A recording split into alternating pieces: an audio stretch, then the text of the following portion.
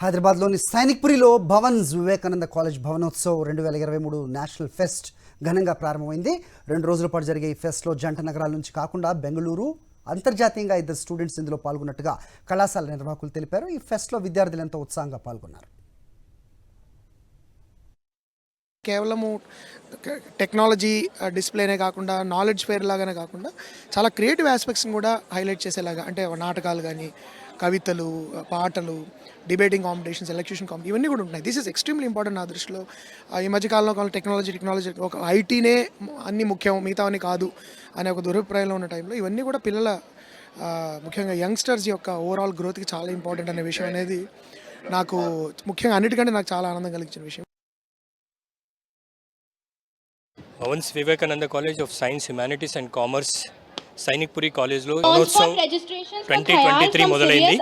ఇది 2 రోజుల ప్రోగ్రామ్. టెక్నికల్కి సంబంధించిన, కల్చరల్కి సంబంధించిన అన్ని విభాగాలు ప్రోగ్రామ్స్ కండక్ట్ చేస్తున్నాయి.